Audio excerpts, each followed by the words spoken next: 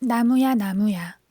우리의 삶을 훌륭한 예술품으로 훈도해줄 가마는 없는가? 이천의 도자기 가마. 도자기 고을 이천에 살고 있는 친지가 가마에 불을 지폈다는 소식을 듣고 길을 나섰습니다. 이누리의 산골짜기에 있는 그의 가마에는 흙으로 만든 백두 대간이 익어가고 있었습니다. 길이가 10m, 높이가 2m, 소요된 흙이 10톤에 달하는 도자기가 아니라 작은 산맥이었습니다. 백두산에서 시작하여 금강산, 설악산, 지리산을 거쳐 다도해에 이르는 우리나라의 등뼈를 굳히고 있었습니다. 작품이 워낙 크기 때문에 경사진 언덕에 먼저 작품을 놓고 그 위로 벽돌로 가마를 짓고 다시 흙을 덮어서 만든 구릉 모양의 오름 가마였습니다. 도자기란 글자가 구릉에 굴을 파고 그 속에 그릇을 굽는 모양임을 그대로 보여주고 있었습니다. 흥리를 흔히 점질이라 하여 낮추어 부르고 있지만 문화란 원래 삶의 형식입니다. 문이란 무늬를 뜻하는 것이며 문화란 삶의 무늬에 지나지 않는 것이라 할 수 있습니다.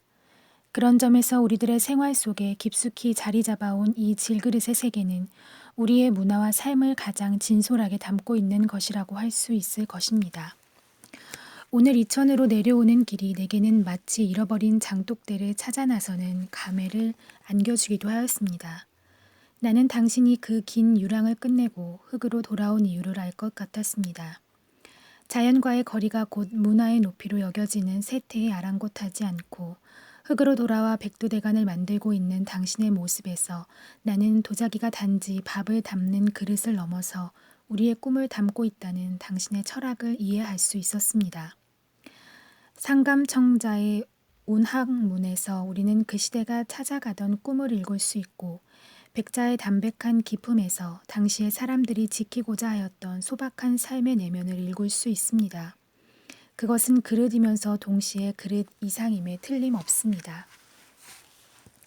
실용과 현실이되 그 속에 꿈과 이상을 담고 있는 진정한 문화의 어떤 전범이 거기에 있습니다.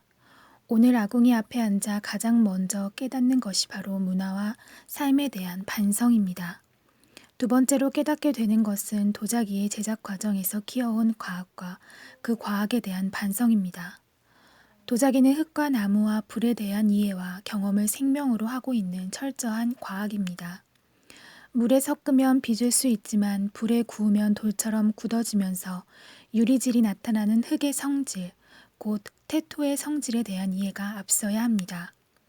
흙이 녹아내리지 않고 견딜 수 있는 온도, 나타나는 색상, 그리고 철, 동, 코발트 등의 안료에 대한 과학적인 이해가 월등해야 합니다. 더구나 초벌구이에 쓰이는 유약에 이르면 그것을 얻기까지의 삼엄한 실험 정신에 절로 숙연해지지 않을 수 없게 됩니다.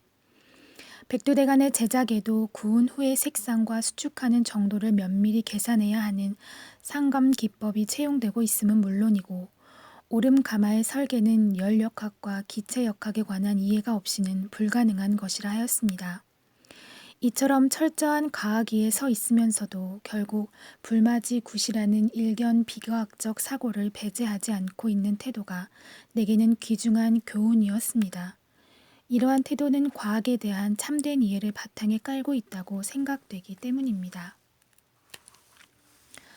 불길의 경로와 온도의 변화, 도자기와 가마가 이루어내는 가마 속의 복잡한 곡면, 그리고 그 곡면 속에서 일어나는 무궁한 변화와 우연에 대하여 과학이 관여할 수 있는 부분은 그리 대단한 것이 못 됩니다. 뿐만 아니라 기온, 습도, 바람 등 과학이 예측해낼 수 없는 과학 이상의 웅장한 세계가 엄존함을 받아들이지 않을 수 없게 됩니다. 사람이 자연에 관여하는 상하는 결국 사람이 할 수 있는 도리를 다한 다음의 결과를 기다리는 정성과 겸손함일 것입니다.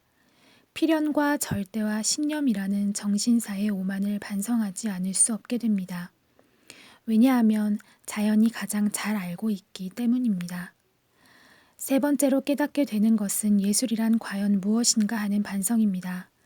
이것은 과학에 대한 반성과 무관하지 않은 것이지만 나는 익어 나오는 도자기를 한 줄로 늘어놓고 마음에 들지 않는 것을 가차없이 망치로 깨트리는 행위에 회의를 품지 않을 수 없습니다.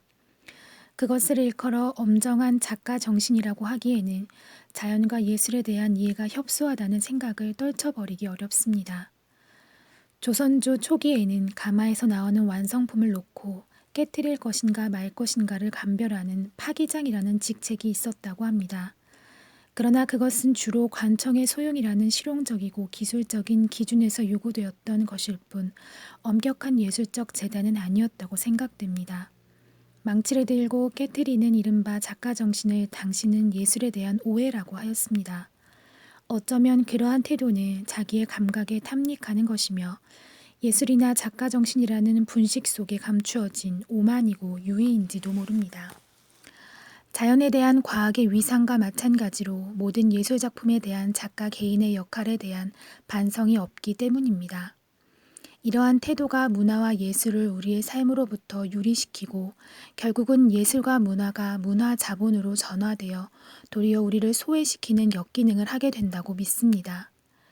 비뚤어진 것은 그것이 있을 곳을 찾아주고 깨어진 것은 다시 떼우고 고치는 것이 더 큰 예술일 수 있다는 합의가 아쉽다는 생각을 금치 못합니다. 나는 가마 앞에 앉아서 생각했습니다. 그 속에서 살아가고 있는 우리와 우리들의 삶을 저마다 훌륭한 예술품으로 훈도해주는 커다란 가마는 없는가.